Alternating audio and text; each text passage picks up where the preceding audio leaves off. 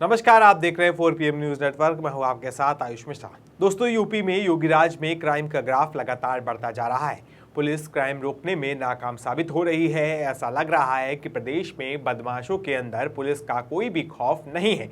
बदमाश आए दिन खौफनाक होकर वारदात को अंजाम दे रहे हैं और आसानी से निकल जा रहे हैं और पुलिस हाथ पर हाथ धरी बैठी रह जाती है। उत्तर प्रदेश में क्राइम का अंदाजा आप इस बात से लगा सकते हैं कि अब योगी राज में भाजपा नेता और सांसद ही सुरक्षित नहीं हैं। अब तो बीजेपी सांसद के करीबियों को भी बदमाश द्वारा गोलियों से सरेआम भून दिया जाता है और पुलिस को भनक तक नहीं लगती। आपको बता दें कि प्रदेश में भाजपा नेता ही सुरक्षित नहीं है तो आम जनता का क्या होगा, ये बड़ा सवाल है।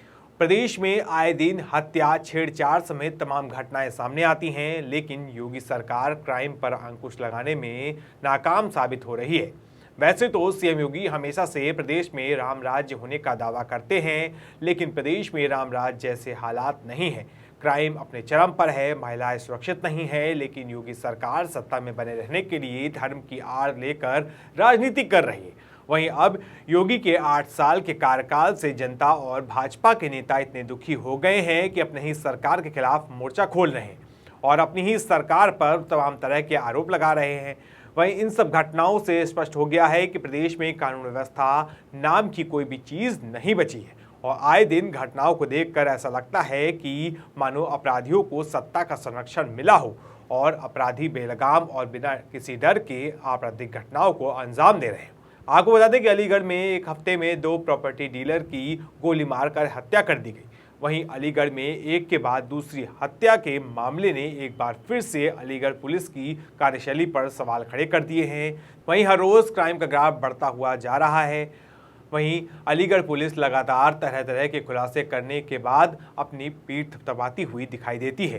क्राइम होने के बाद भी पुलिस अपनी पुरानी घिसी पिटी लोकप्रियता पाने के लिए बदमाशों के पैर पर गोली मारती है और एनकाउंटर का वीडियो शूट कर सोशल मीडिया और गोदी मीडिया पर खूब प्रसारित करती है। और क्राइम रोकने में पूरी तरह से नाकाम पुलिस झूठी लोकप्रियता बटोरने में जुट जाती है। इसके बाद आला अधिकारी इन पुलिस वालों के हौसला बढ़ाते हैं और गोदी मीडिया में खबर चलाई जाती है कि पुलिस ने एनकाउंटर में अपराधी को गिरफ्तार किया या फिर ढेर कर दिया। लेकिन जमीनी हकीकत कुछ और नजर आ रही है। लगातार बदमाशों के द्वारा ताबड़तोड़ वारदातों को अंजाम दिया जा रहा है और अलीगढ़ पुलिस को बड़ी चुनौती दी जा रही है। वहीं आज भी एक प्रॉपर्टी डीलर को बदमाशों के द्वारा अपनी गोली का शिकार बना लिया गया, जिसके बाद आरोपी मौके से फरार हो गए। फिलहाल पुलिस जांच के बाद कार्रवाई की बात कह रही है। आपको बता दें कि अलीगढ़ के थाना हरदुआगंज क्षेत्र के कोडरा गांव एक बार फिर गोलियों की तड़तड़ाहट से दहल गया है।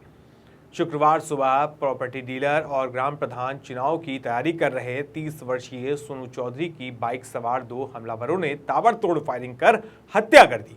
ग्राम कोंडरा निवासी सोनू चौधरी प्रॉपर्टी डीलिंग का काम करते थे और हाल ही में उन्होंने ग्राम प्रधान चुनाव का लड़ने की तैयारी में जुटे हुए थे। जानकारी के अनुसार शुक्रवार सुबह वह अपनी कार से कहीं जा रहे थे। जैसे ही उन्होंने गांव की सीमा पार की, बाइक पर सवार 2 अज्ञात हमलावरों ने उन पर अंधाधुंध फायरिंग कर दी। प्रत्यक्षदर्शियों के अनुसार हमलावरों ने बिना कुछ बोले सीधे सोनू चौधरी की कार को निशाना बनाया और करीब 6 से 7 राउंड गोलियां चलाई, जिसमें 4 गोलियां सीधे सोनू को लगी, जिनमें 2 सीने और 2 पेट में धंसी। बता दें कि गोली लगते ही वो कार की सीट पर लहूलुहान होकर गिर पड़े। ग्रामीणों ने आनन फानन में उन्हें मेडिकल अस्पताल में भर्ती कराया, लेकिन इलाज के दौरान उनकी मौत हो गई। ये घटना की सूचना मिलते ही कोंडरा गांव में अफरा तफरी मच गई। आपको बता दें कि सोनू चौधरी गांव में एक प्रभावशाली व्यक्तित्व के रूप में जाने जाते थे और प्रधानी के चुनाव को लेकर उनकी सक्रियता पिछले कुछ महीनों से काफ़ी बढ़ गई थी।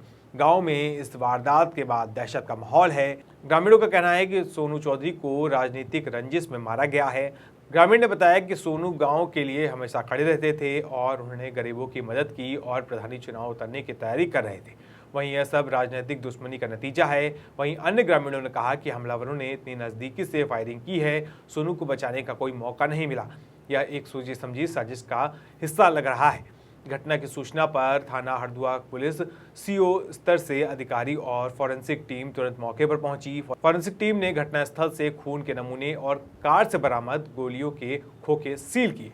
पुलिस अधिकारियों ने घटनास्थल का बारीकी से निरीक्षण किया और आसपास के सीसीटीवी कैमरों की फुटेज खंगालनी शुरू कर दी है। वहीं परिजनों का कहना है कि कई वर्ष पहले सोनू के भाई की भी बदमाशों के द्वारा हत्या कर दी गई थी। जिस आरोपी के द्वारा हत्या की गई थी, एक बार फिर से परिजनों द्वारा उनका नाम भी इस मामले में बताया जा रहा है, जिसको लेकर क्षेत्राधिकारी धनंजय ने कहा कि सभी बिंदुओं पर जांच की जा रही है। 3 टीमें गठित कर दी गई हैं और संदिग्धों को हिरासत में लेकर पूछताछ की जा रही है। जल्द ही घटना का खुलासा किया जाएगा। वहीं हत्या की चर्चा सोशल मीडिया पर तेजी से चर्चा का विषय बनी हुई है। बताया जा रहा है कि सोनू चौधरी अलीगढ़ के सांसद सतीश गौतम के करीबी माने जाते हैं। सांसद के करीबी की दिन दहाड़े हत्या ने कानून व्यवस्था पर सवाल खड़े कर दिए हैं। वहीं इस तरह की घटना ने एक बार फिर से प्रदेश की कानून व्यवस्था को लेकर तमाम तरह के सवाल खड़े कर दिए हैं और योगी सरकार के दावों की पोल खोल के रख दी है। तो देखना होगा सरकार इस मामले में क्या कुछ कदम उठाती है। लेकिन जिस तरह से प्रदेश में अपराध बढ़ रहे हैं, उसको लेकर आपकी क्या राय है, हमें कमेंट बॉक्स में बताएं। धन्यवाद।